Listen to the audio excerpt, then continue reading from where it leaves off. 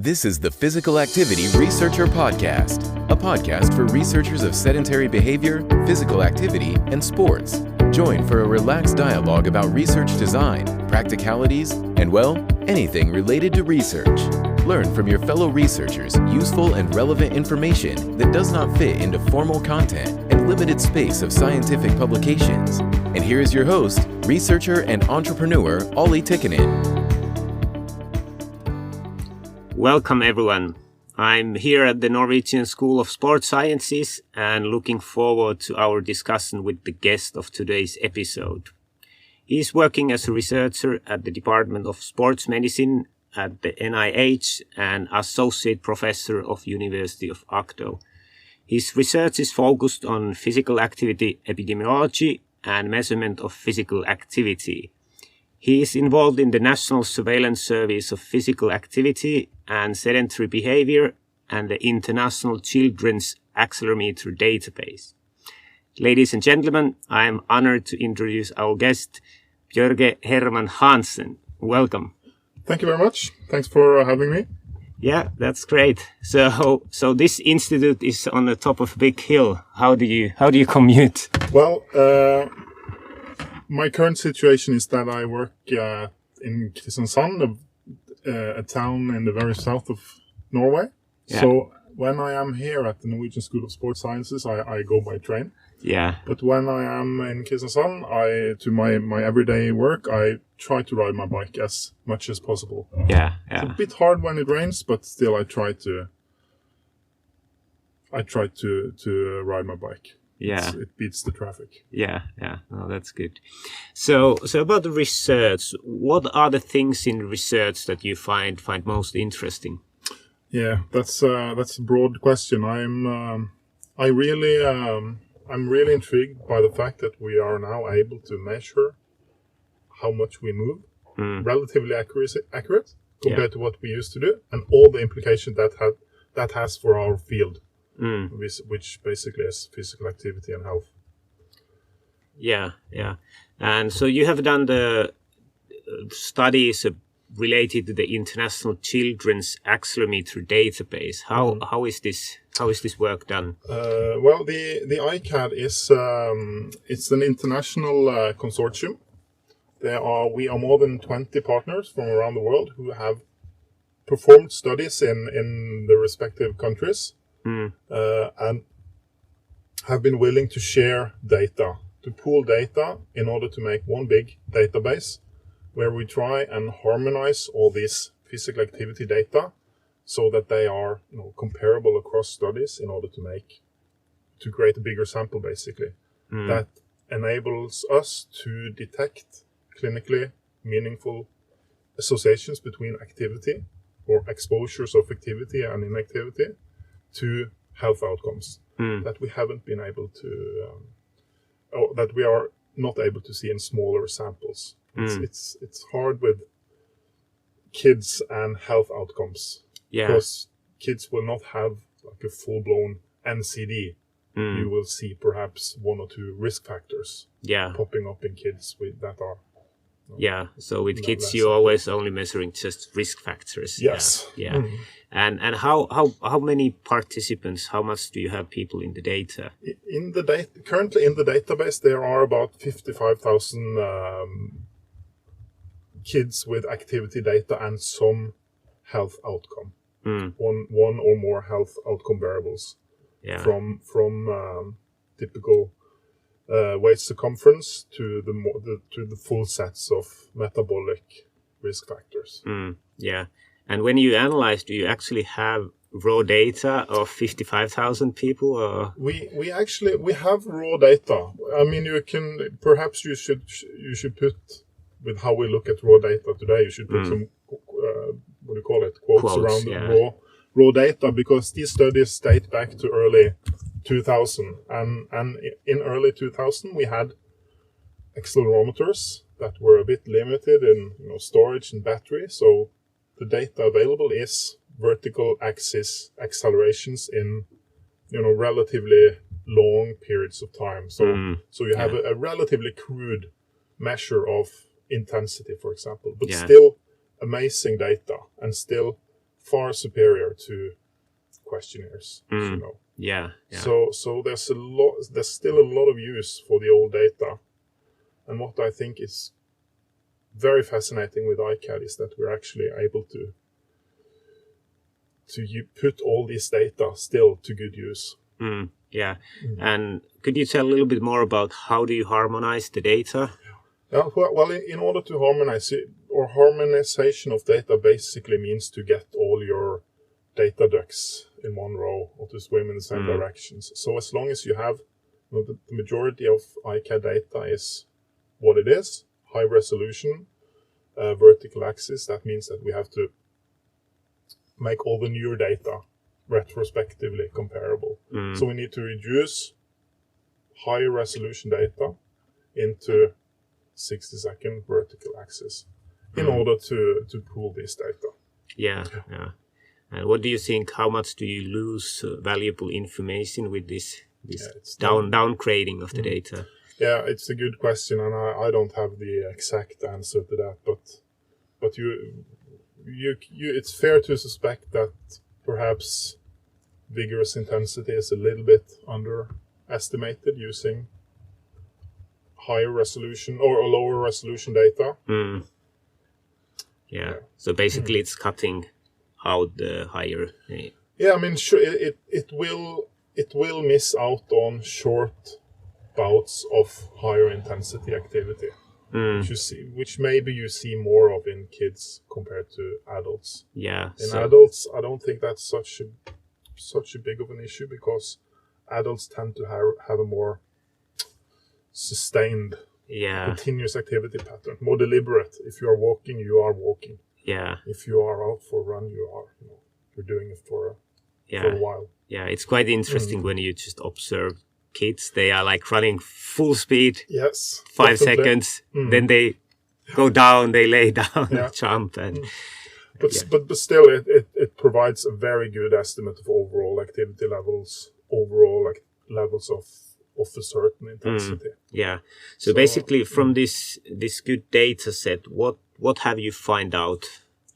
Yeah, there are lots of papers that have come out of ICAD and keep coming out of ICAD, and we have been able to tease out to a greater extent the dose-response relationships between activity, sedentary behavior, and health outcomes. And also lots of descriptive data on activity patterns in children, how they vary between ages, between sexes, and so forth. And I saw one of your papers where you used the reallocation of data. Could you tell more about this reallocation data analysis? Yeah, isotemporal substitution modeling is a method that stems from actually nutrition research, where you try and model what happens if you increase one macronutrient at the cost of another. So if you reduce intake of carbohydrates and increase intake of another nutrient, what happens with the dependent variable, with the with the dependent variable? So we have applied this to physical activity data, because the beauty of the accelerometer data is that you have, for whatever long participants wear the monitor, you can define that as a finite set of time, like a big piece of cake, basically. And you can divide it into intensity categories. And you can then model, using simple linear regression, what happens if you increase time spent in moderate to vigorous physical activity at the cost of sedentary behavior, for example. So if you decrease sitting by 10 minutes and increase MVPA with those 10 minutes, what happens? So it's a modeling technique. So it's not an experiment. Yeah. So it's a hypothetical modeling. So do you actually kind of pick participants that have done, for example, 10 minutes more of certain activity, and you kind of compare different participants? I mean, that basically what's going on in it's a regression, so it models response based on patterns in the data. So that's basically what's going on. But the dissemination of that technique is what I really like. You can communicate that, okay, replacing 10 minutes of sedentary time with 10 minutes of higher intensity activity will actually affect a broad line of, or a broad spectrum of the metabolic risk factors. So as little as 10 minutes, shifting of intensity were significantly associated with the risk factors. Yeah. So I really try to put it in simple terms. So basically you could have like a group of people in a way that they had certain amount of activity, and then you have group of people who had 10 minutes more, and you compare the outcome measures, the health risk measures of those participants. Yeah. So what do you see the downsides? Can you really see can you predict the causality, or could there be other factors that are explaining this effect? Yeah, that's always the challenge we face in physical activity epidemiology, or all epidemiology. What are our confounding factors? What are our non-measured confounders? What about reversed causality, for example? It's very hard, even though we have longitudinal data, and a good chunk of the data in ICAD is actually longitudinal. Nevertheless, it is hard to tease out confounding factors in cohort studies. It's very hard. Yeah. And we can adjust for sex, we can adjust for gender, we can adjust for BMI, if that makes sense. We can adjust for parental education.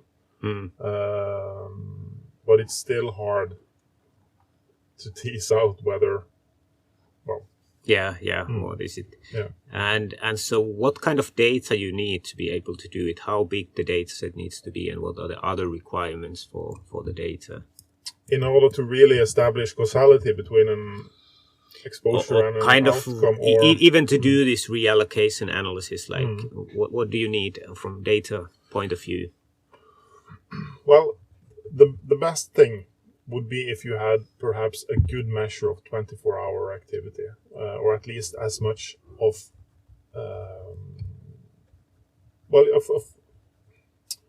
as much time as possible recorded for as long a period of time as possible.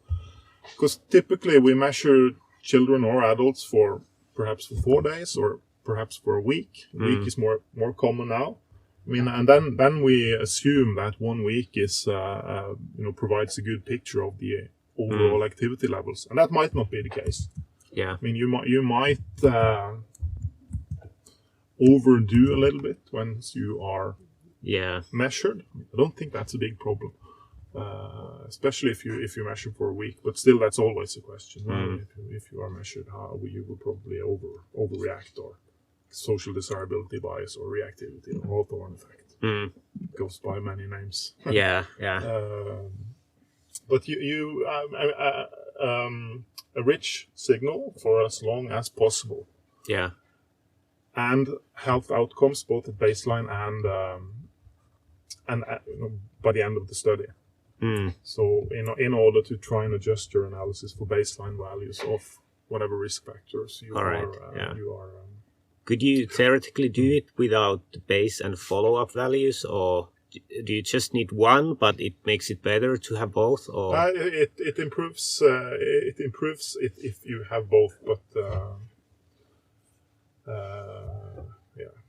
I mean, more is always better. But I still think as long as you are a bit cautious with how you conclude, you can do it with one time point. Yeah, and you said that with this you can find out really nice findings that even maybe 10 minutes. So what have you found with this database and this method? Well, for example, that 10 minutes more activity of moderate intensity, and moderate intensity is not that much. It's basically brisk walking or more. So that even 10 minutes, you're able to spot the difference in relatively young children. And I think that has a big impact because from a public health perspective, activity habits track. Bad habits are formed early.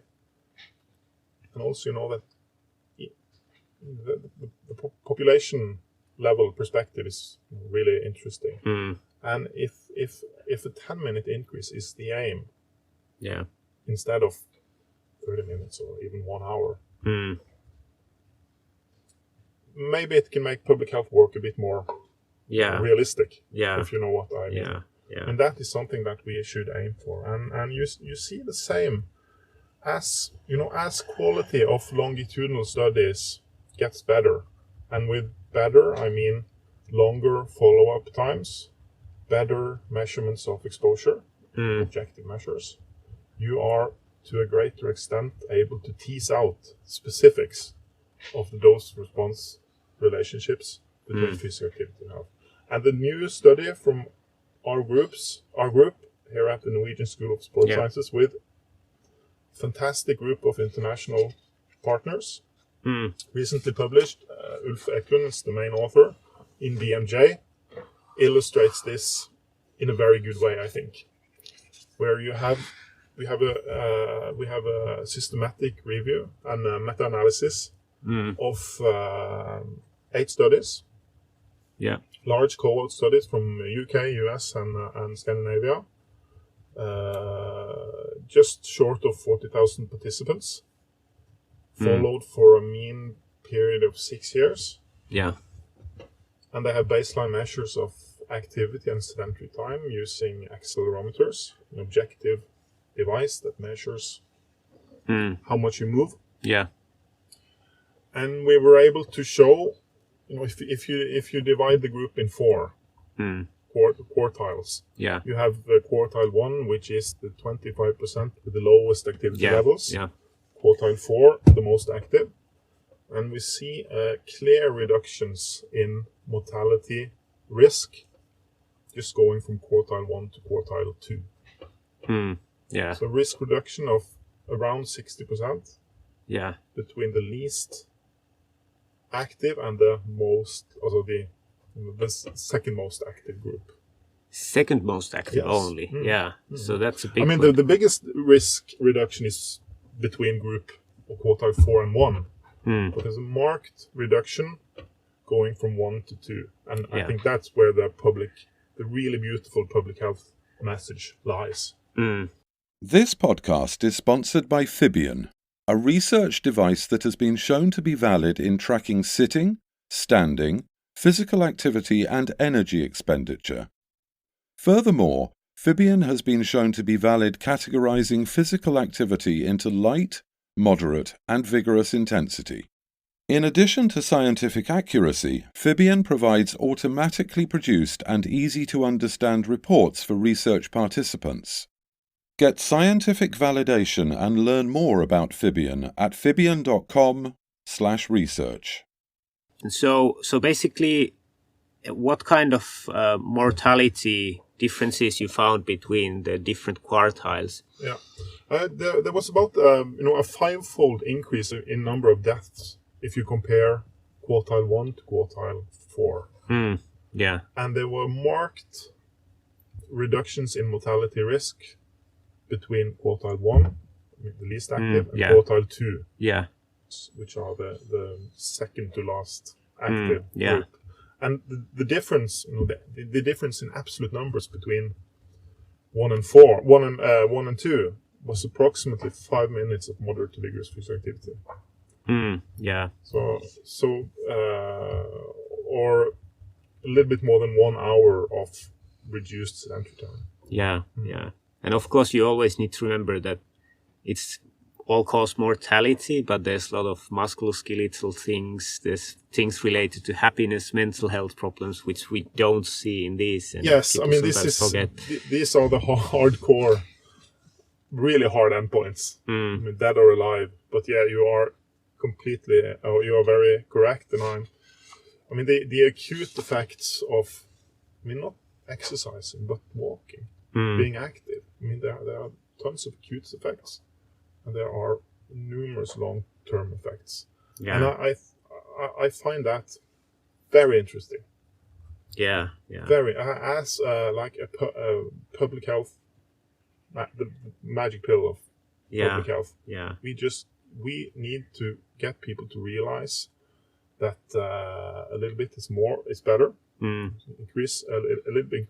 I mean, you will not instantaneously lose a lot of weight or instantaneously increase your VO2 max by 25%, but in a lifelong perspective, in commuting, active commuting makes a difference. Yeah, yeah.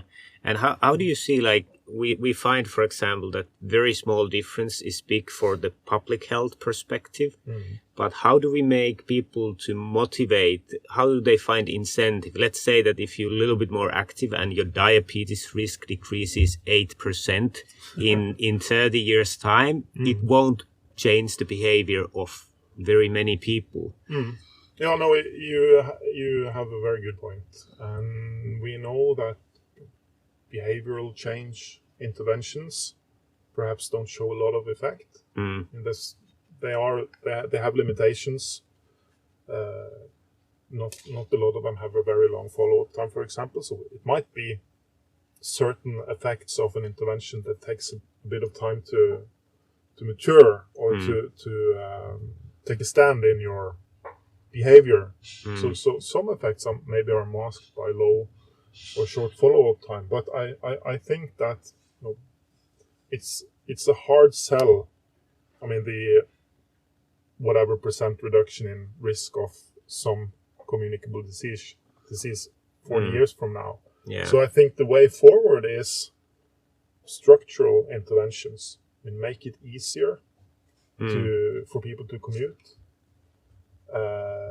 Public transportations should be cheaper, better, more accessible. Workplaces should facilitate activity. I mean, have facilities so you can take a shower before you go to work. Have a dressing room, for example. We should, when we build roads, we should build bike lanes next to it. Yeah. All these structural things. Yeah. Yeah. So in order to shift the population curve a little bit to the right. Yeah. And I heard that the political situation is that the parties are discussing about the road tolls. Yes. And what is your take on the road tolls? Yeah. This is not, I don't want to get political. Yeah. But from public health perspective, I mean, anything that can decrease car use is good in a way, but still the toll thing is, I think it's a bit unsocial. Yeah, yeah. Because maybe it does a lot of harm to certain segments of the population as well. But still, we need to reduce our car use for the sustainability of our society. But spin-off effects of that is that we will eventually become a more active population. Yeah, yeah. So I cannot help myself from always thinking about that aspect when these discussions come up. Yeah, yeah. And I think it looks quite good in the Norway from that perspective. And I understand you have had quite long the guidelines for different physical activity and also sedentary behavior, right? Yeah, yeah. Norway has a lot of stuff with physical activity, structurally, politically, systematically. There's been a lot of stuff going on in Norway for many years. We had our first set of guidelines in 2000. That was early. We had a government white paper in 2005. And correct me if I'm wrong, but that was one of the first countries in the world who actually had such a white paper. And that paper is interesting because it lists 108 efforts to be made in order to increase population levels of physical activity. Yeah. And one of these efforts, effort number 97 to be precise, is to establish a reoccurring national surveillance system of physical activity, physical fitness Yeah. across the age spectrum. So since 2005, that's a tractor. Yeah.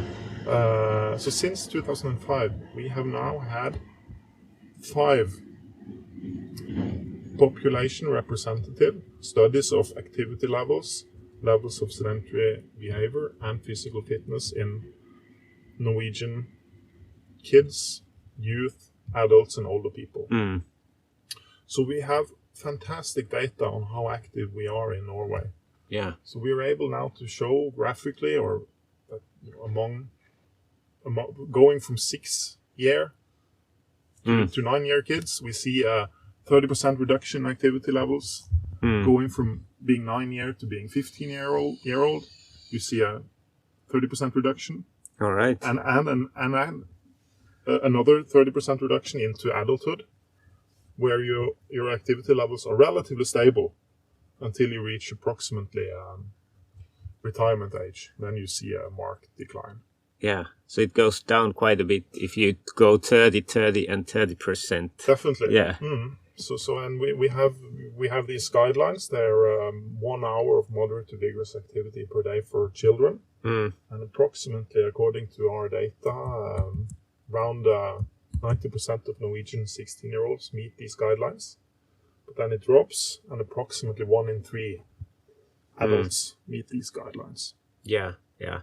And how large is the sample in these, and what kind of data you collect? Yeah, we use accelerometers. Yeah. To assess physical activity, sedentary behavior, and patterns in these exposures. Yeah.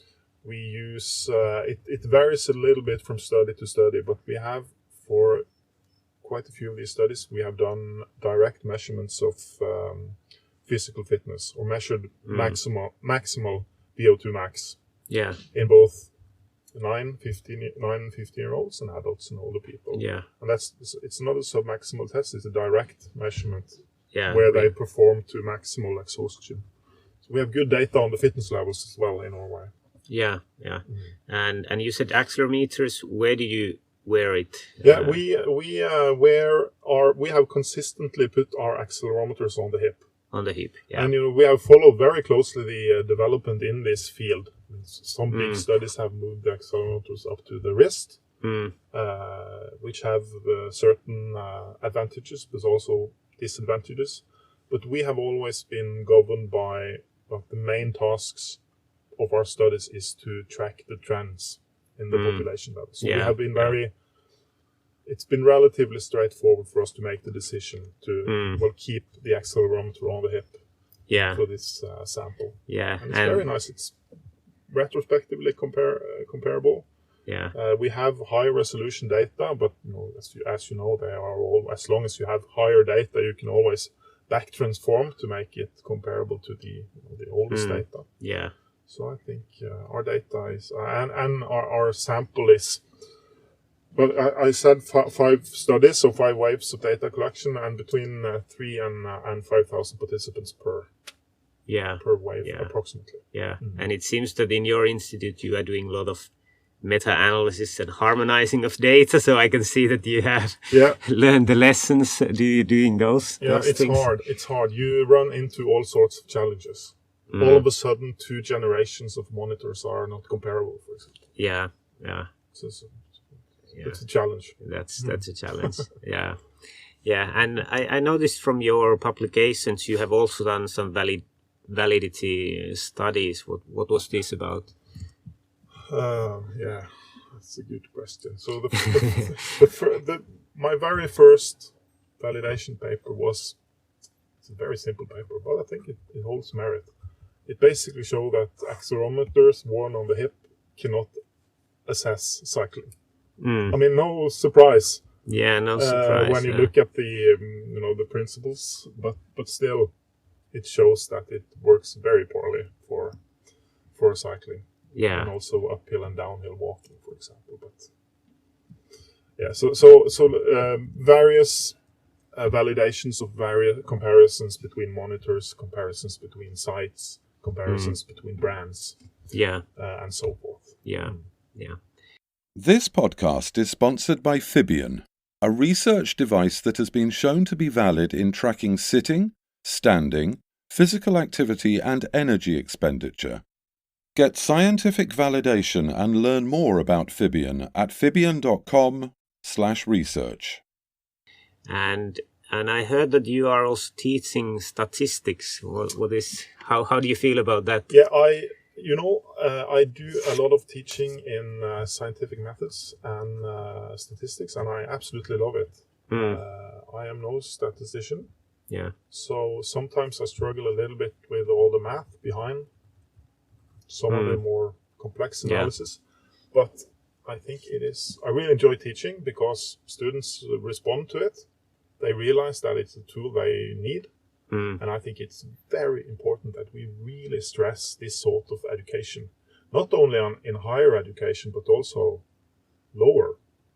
So I travel a little bit to secondary schools, for example, and give talks on how to spot fake news, how to be a bit critical to all the health information you are exposed to in the media, and also for students, it's very hard to a lecturer hands you a scientific papers and a paper and tell you to be critical, be critical, and it's very hard because the authors are most of the times the authors are experts. They are very well they write very nicely English. They have had statistical expertise helping them out. It's very hard to critique a paper for a student. But if you boil it down to, if you provide some tools for students, it's not that hard anymore. You can always look at what's the study design. What are the limitations in the study design compared to how they conclude? You can always look at the sample and consider, is this a valid sample? Are the data representative? Can they say something about the population they wish to speak about from their sample? Yeah. And you can always look into the methods. Yeah. So those are the three pointers I tend to provide students in order to help them be a little bit more critical when they read scientific papers. Yeah. And what do you think is the thing that we should be critical? What goes wrong with the methods and statistics in most of the studies that it goes wrong? Let's say. No, I think in epidemiological studies, poor measures of exposure. If you use questionnaires to assess physical activity or assess diet, for example, it is very hard. Yeah. Self-reports can accurately perhaps say something about your activity habits, for example. Yeah. But it is very hard to recall about frequency, duration, and intensity. So say something about overall activity levels or overall energy intake, for that matter. Yeah. Using self-report is very limited. Yeah. So always trying to improve how we measure exposure. Follow-up time is often short. We often have baseline and end of study measures. We should have more time points so we can track changes in behavior and how they affect outcomes.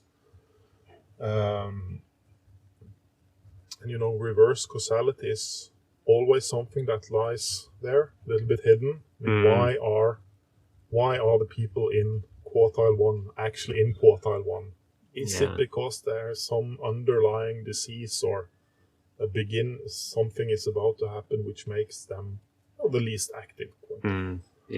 So dose response and causality, and also so many things we should be. To go into statistics and be critical. That's a bit complicated. Sometimes you will see that this is clearly inappropriate, but most of the times I find critiquing the statistics a bit hard. Yeah.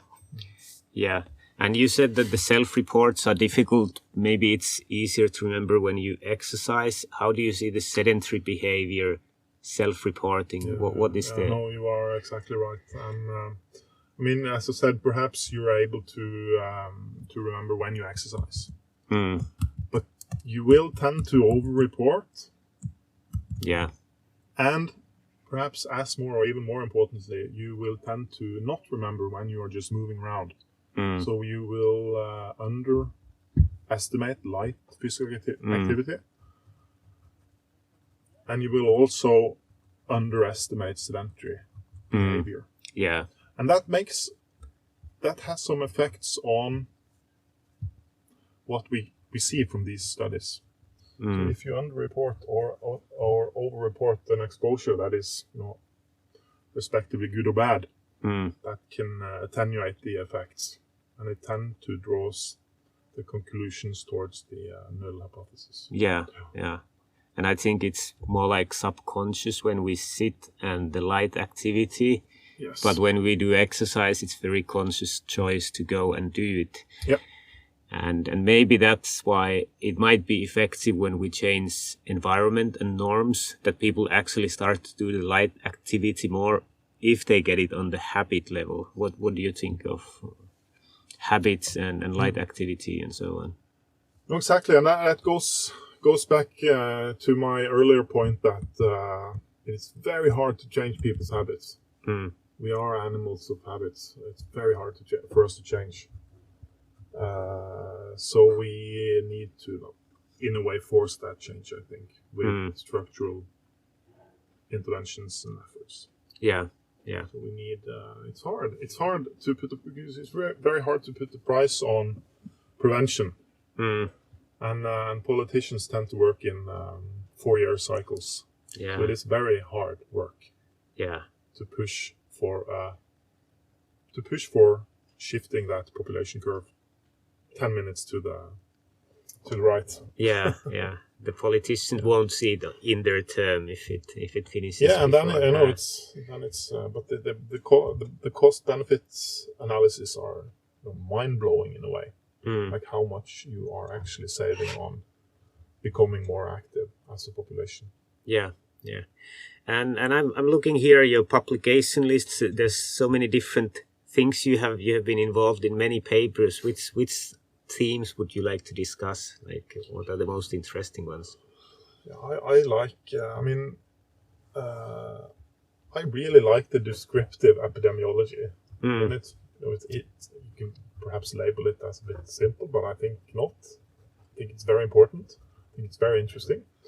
And I think the fact that we now have data, it's so important to do all the descriptive epidemiology. Yeah. So that's a big favorite of mine. But also to be involved in for example, the cohort study now just recently published in the BMJ is for me it's amazing. Yeah. To be a part of such a strong group, and that particular project, the meta-analysis we discussed earlier, it's a perfect example of an international collaboration project. Yeah. No funding, just very positive partners. Yeah, we have been going 42 minutes. Is there something else you would like to discuss, or should we wrap it up? Or no, I'm happy if you're happy. Yeah, I'm happy. All right. Yeah, I'll go from there. Thank you. It's been very, very interesting discussions, and it's always nice to find a person who is very enthusiastic about statistics and feels passion. For many people, it's that one thing they don't like too much. It just has to be done. Thanks a lot for joining the podcast. Thank you for having me. This podcast is sponsored by Fibion. Get scientific validation and learn more about Fibion at fibion.com/research. The Physical Activity Researcher podcast has created an activity tracker purchase guide for researchers. Get your free copy from the link in the podcast description. Thank you for listening to the Physical Activity Researcher podcast.